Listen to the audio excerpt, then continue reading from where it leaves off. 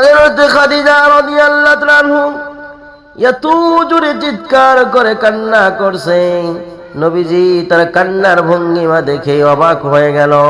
নবীজি ডাক দিয়ে বলে, খাদিজা রে, তুমি ভাবে কেন কাঁদো? খাদিজা বলে, ওগো নবীজি, আপনি বলেছেন আখিরাতের প্রথম মঞ্জিল হলো কবর, ওই কবরবাসীকে এমন জোরে চাপ দেবে এক পাজরের হাড় অপর পাজরের ভিতরে ঢুকে যাবে। ওগো নবীজি, ওই কবরে আমি একলা কেমনে থাকবো? ওই কবরে তো আপনি যাবেন না। ওগো নবীজি, আমার মৃত্যুর পর আপনার জুব্বাটা দিবেন নাকি বলেন? নবীজি ডাক দিয়ে বলে, খাদিজা রে, আর কাঁদিস না। তোমার যত সম্পদ ছিল সব সম্পদ তুমি আল্লাহর রাস্তায় দান করেছো। আগারীর আমি কথা দিলাম, আমার জুব্বা দিয়ে তোমার কাফন দাফনের ব্যবস্থা করব। খাদিজা ডাক দিয়ে বলে, নবীজি, আমাকে দাফন শেষে লোকজন চলে আসবে। আমার নবীজি, আপনি আমার কবর পাশ থেকে আসবেন না ততক্ষণ পর্যন্ত আমার কবরের সাল যাব না হয়।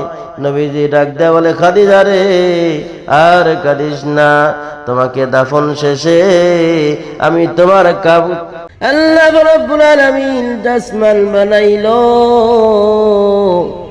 জমিন বানাইছে। আসমান বানাই আল্লাহ ঘোষণা করে না আমি সুন্দর করে বানাইলাম। এত বড় বিশাল জমিন আল্লাহ তাআলা বানাইয়া ঘোষণা করে দেন নাই আমি জমিনকে সুন্দর করে বানাইছি। এই জগতের ভিতরে যা কিছু আল্লাহ তাআলা বানাইছে আল্লাহ তাআলা সুন্দর করে ঘোষণা দেন নাই। ওগো আল্লাহর বান্দা, আল্লাহ তাআলা বান্দারে সৃষ্টি করিয়া আল্লাহ তাআলা 2-3 জায়গা নয়, আল্লাহ তাআলা 4 বার কসম খেয়ে বলেছে, ও বান্দা, আমি তোমাকে যত সুন্দর করে বানাইছি এত সুন্দর করে আমি দুনিয়াতে আর কোনো মাখলুক বানাই নাই। আল্লাহ রাব্বুল আলামিন সূরা তিনের ভিতরে কসম খেয়ে বললেন, ওয়াত্তিন, আল্লাহ তাআলা 3 জিনিসের কসম খেয়ে বললেন, ওয়াজাইতুন, আমি জাইতুন ফলের কসম খেয়ে বললাম, ওয়াতুরি সিনিন,